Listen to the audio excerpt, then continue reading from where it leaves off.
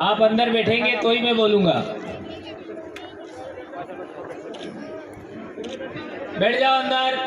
आसपास में जो भी हो वो पानी पी रहे हैं तो आप लोग भी आ जाओ, कुछ साथी पानी पिलाओ। वो बाइक पर बैठे हो भाई लोग, आप गांव से बाहर हो क्या?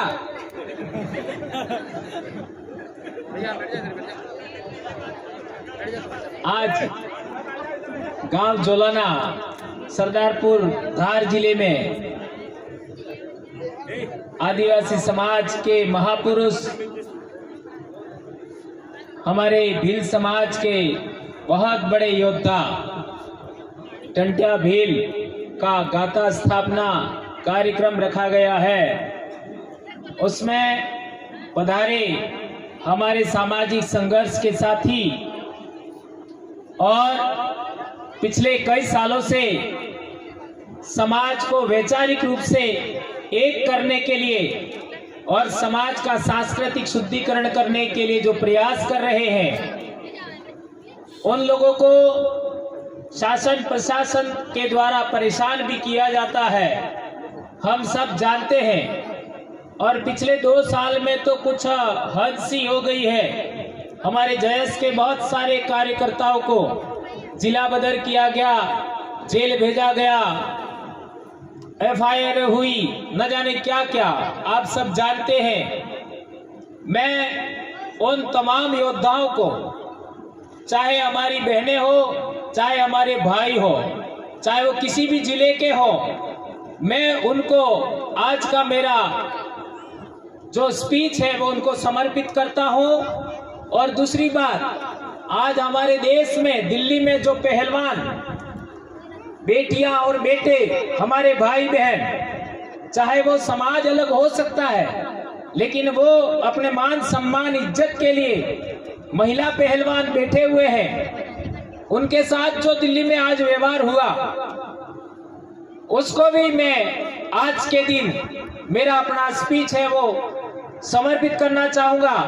हम लोग रास्ते में आ रहे थे, वीडियो देखे तो हमको एहसास हो गया कि देश भर में आदिवासियों के साथ जो व्यवहार होता है, अब वह व्यवहार दूसरे कबीलाई लोगों के साथ भी होने लगा है। जाट समाज कितना ताकतवर है, कितना शक्तिशाली है, कितना जागरूक है, कितना पढ़ा लिखा है। उस समाज के बच्चे सेना में भी हैं और आपका पहलवानी भी करते हैं, उनके साथ भी किस तरीके का व्यवहार हो रहा है, ये हम सब लोगों ने देखा।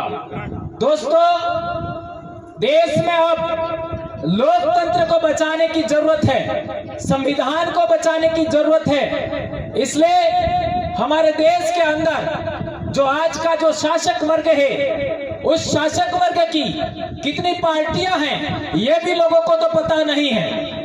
मैं आज के मध्य प्रदेश के तमाम आदिवासियों भाइयों को, तमाम SC भाइयों को, तमाम OBC भाइयों को और माइनॉरिटी के भाइयों को भी मैं आह्वान करता हूं कि इस देश में जो शासक वर्ग है वो कौन है, ये पहचान लीजिए।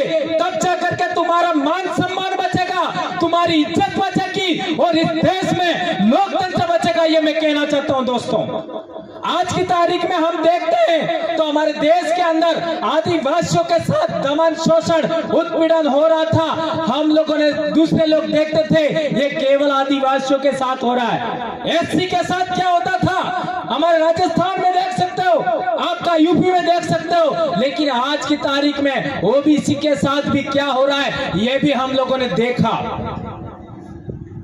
आप लोगों ने ये सब देखा तो आत्मविश्लेषण भी करना चाहिए, और यह आत्मविश्लेषण करने लायक केवल कोई मार्गदर्शन दे सकता है तो वो केवल और केवल आदिवासी दे सकता है। ये मैं आज धार की धरती से कहना चाहता हूं। मेरे अपने पूर्वज, हमारी कहानियों में हमारा जो मौखिक परंपरा है उसके अनुसार मेरे पूर्वज भी यहाँ मांडलगढ़ से ही आपका डूंगरपुर गए हैं, मेरे अपने पूर्वज। तो आप लोग भी मेरे अपने भाई बहन हैं। मैं आप लोगों से कहना चाहता हूं कि हमारे देश का शासक वर्ग पक्ष में भी है और विपक्ष में भी है। सत्ता करने वाली पार्टी बदलती है, शासक वर्ग नहीं बदलता। यह लाइन याद रखना। आपका सत्ता परिवर्तन का मतलब शासक वर्ग परिवर्तन नहीं होता। शासक वर्ग वही होता है। एक पार्टी गई, उसका भी शासक वर्ग वही समाज है। दूसरी पार्टी आई, उसका शासक वर्ग भी वही समाज है। इस वजह से 75 साल में इस देश के अंदर आदिवासियों का हालत नहीं सुधरा। उल्टा मैं कहना चाहूंगा, 1991 में मैं 12वीं क्लास पास हुआ। उस समय पढ़ाई थी, उससे भी बदतर आज पढ़ाई हो गई है सरकारी स्कूलों की। क्या ये बात सही है, क्या गलत है? ये बात हमें समझना पड़ेगा। उस समय हमारे लोग किसी भी अन्य समाज के गुलाम नहीं होते थे। आज देख लो, गांव गांव, परिवार परिवार, हर एक गांव में उनके तलवे चाटने वाले लोग मिल जाएंगे। ये बात हमें समझनी पड़ेगी।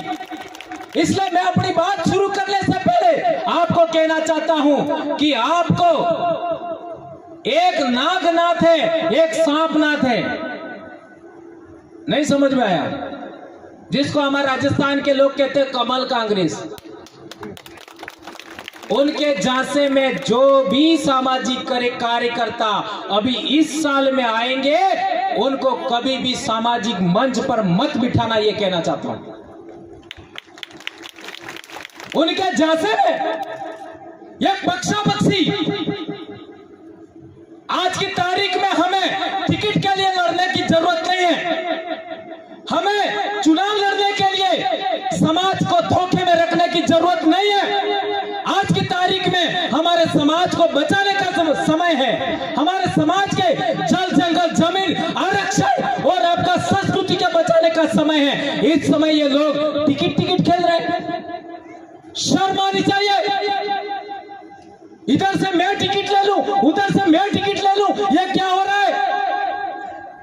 यदि आपको लड़ना ही है तो जहां पर शेड्यूल्ड एरिया है, शेड्यूल्ड एरिया में 60-70% मात्र और मात्र आदिवासी है। आदिवासियों की सिलेक्शन प्रणाली इस जगह पर सिलेक्ट करके इलेक्ट करिए, क्या दिक्कत है? नहीं समझ में आया? जो दिल्ली में नेता का सिलेक्शन होता है, जो आपका भोपाल में जिस नेता का सिलेक्शन होता है, वो जाजम पर सिलेक्ट हो जाए और फिर उसको हम लोग वोट करें तो क्या दिक्कत आ सकती है? कोई दिक्कत आ सकती है क्या? हमारे इलाके में तो पूरे आदिवासी परिवार ने यही बनाया है, यही नियम बनाया है। एक कंस्टिट्यूएंसी में 500 लोग मिल करके अपना जनप्रतिनिधि कौन होगा उसका सिलेक्शन करेंगे और यही 500 लोग प्रचार भी करेंगे और आपका जिता के बेच भी देंगे। किसी भी पार्टी की गुलामी की जरूरत नहीं है। ये बात मैंने आपको शुरुआत में ही कह दी। ये बात मैं लास्ट में कहता हूं केवल जानकारी के लिए। लेकिन जो बीमारी इधर ज्यादा है उसको पहले ही फोकस करना पड़ता, पहले इंजेक्शन ही वही होना चाहिए। ठीक है? और आप लोग बीमारी से ग्रस्त इसलिए हैं कि जितने भी लोग हैं बस इसी के लिए काम करते हैं, समाज के लिए काम नहीं करते। अब मैं आपको मेन बात अपनी शुरू करता हूं। आज हमारा टंट्या भील का गाथा स्थापना है। टंट्या भील ने अपनी पूरी जिंदगी कुर्बान कर दी समाज के लिए, पूरी जिंदगी कुर्बान कर दी। क्या कभी किसी के आगे हाथ फैलाया? हाँ या ना तो बोलो। कभी किसी से समझौता किया? कभी किसी के सामने भीख मांगी अपनी जान की भी? और आज हमारे नेता क्या कर रहे हैं? मेरे को टिकट दे दो, मेरे को टिकट दे दो, मेरे को टिकट दे दो। यह हो रहा है। इतना शक्तिशाली संगठन 2013 में जैश बना। जैस के देखा देखी ही हमने आदिवासी परिवार बनाया। हमारा तो विभाजन नहीं हुआ, ने आपके दो टुकड़े हो गए, एक इंदौर ने एक भोपाल। क्या हो रहा है? चलो जो होना था हो गया, दो जगह मना लिया, दो जगह सफल हो गया, कोई दिक्कत नहीं है। मैं ये नहीं कहना चाहता कि ये गलत थे, मैं ये नहीं कहना चाहता वो गलत थे, लेकिन हम लोगों को समाज के लिए अभी भी वक्त है, अभी भी वक्त है। यदि आप आदिवासी समाज के बच्चे हो, आदिवासी समाज के लिए काम करना चाहते हो, तो अभी भी एक जाजम पर आ जाइए, ये बात मैं कहना चाहता हूं।